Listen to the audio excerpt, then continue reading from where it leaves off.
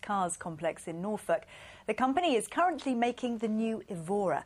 We asked the workers themselves to explain how they do it.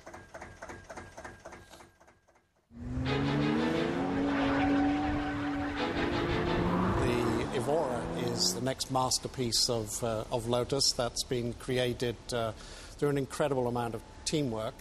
I'm a clay modeller. You can do a certain amount on computer, but you have to get the actual surfaces flowing nicely, and that's what the designer wants to see, and that's why we have to do it as a three-dimensional model. We assemble the body panels through using jigs, so we get repeatable quality every time. So then it moves into the paint area, and it kind of disappears behind closed doors because we don't let anybody into that area because cleanliness is everything.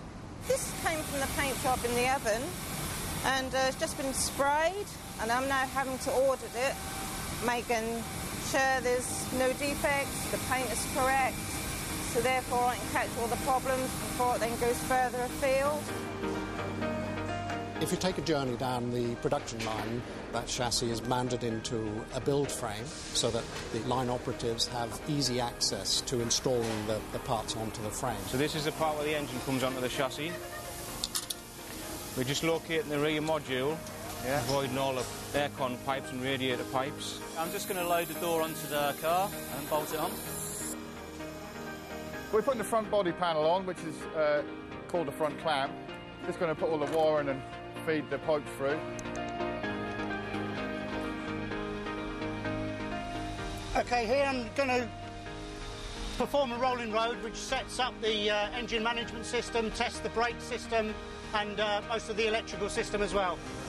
My job is to just check everything is no damage on the car, everything is tight on the car, no damage on the wheels, basically just everything what a customer would find if he'd bought the car. A company like Lotus can never stand still. No, it has to keep developing its products. The Evora will go through a 6-year life cycle before it has any level of significant change. Well, tomorrow night we're in Essex to find out how they process the famous Malden sea salt. A music store in Milton Keynes was besieged by pop fans today, eager to catch a glimpse of their hero, Peter Andre. It's been a tough year for him, divorced from Katie Price just last week. But today, with a new album in the charts, a chance to meet his army of loyal fans. He called them his Milton Keynes and said it was he who was excited about being here. But for the fans who had waited hours to see their idol, they could barely contain themselves. He's good eye candy. Lovely. Oh, he's lovely. He's gorgeous. In my dreams. I'm sure we all say that. He's lovely, 6 on legs. At my age as well. Mysterious girl, move your body close to mine. The queue had grown all morning. There were girls, there were women. Some hadn't even told their husbands that they were coming. Others had left stewing partners at home. And for the men that had turned up today, we had the usual excuses. This is for my mum's Christmas present. I've just come along for his mum. It's the truth. You're stealing all the Milton Keynes ladies. When we should be having them. When we should be having them. Peter Andre hasn't had a record in the charts for 12 years. He's had a turbulent year, splitting from wife Katie Price. But this is him bouncing back, using his new album. He is a man trying to move forward. It's the ultimate therapy, it really is. And especially that people are buying it. And I got told my midweek chart yesterday, which blew me away, which was #2. I can't believe that. It's been many, many, many years since I've had this kind of success with an album, so I'm very grateful to the British public. This album's amazing. Look at that picture! Oh my God! He kissed me on the cheek! Can I go back to more? I just can. Lovely. He smells amazing. Oh my God, I'm not going to wash myself for about, God knows, ever. Oh, please he kissed me. No, please do. He kissed me on both cheeks.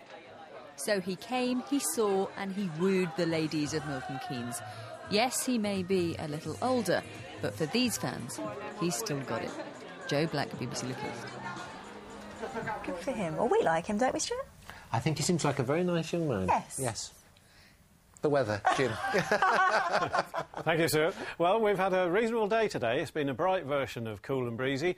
Tomorrow, I think it may be a cloudier version. There's a lot of cloud over the North Sea. It's edging down towards us, but you can see how it contrasts to the well-broken cloud over the region for many of us today, giving the offer of some fine weather to start with tonight as well. The cloud fairly well broken at first, but clouding over, filling in the gaps as time goes on. And even by the end of the night, there'll only be a few gaps left, particularly in the west of the region, which means to say it's there where we'll find the cooler temperatures down to about 7 or 8 Celsius towards the coast, with a breeze still coming in from the North Sea. I think temperatures there no lower than 10 to 12 Celsius.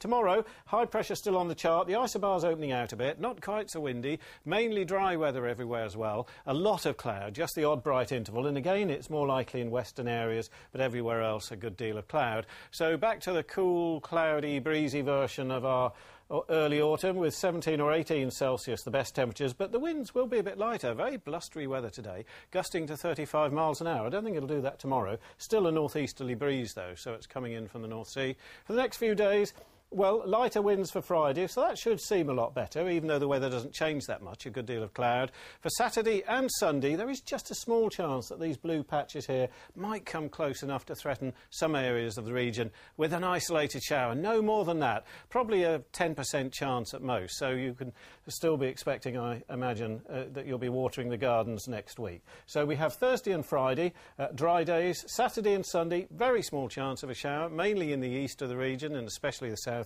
Back to dry weather again for Monday. The winds, you'll notice, much lighter than they have been. And the overnight temperatures, when the winds become lighter, may drop away a little bit, but I don't think we're going to see anything much lower than 8 degrees Celsius. That's 46 Fahrenheit in the old money. Stuart. Jim, thank you very much. That's all from us. Have a lovely evening, won't you? I'm going to go home and get my Mysterious Girl single out. You do that. Bye-bye.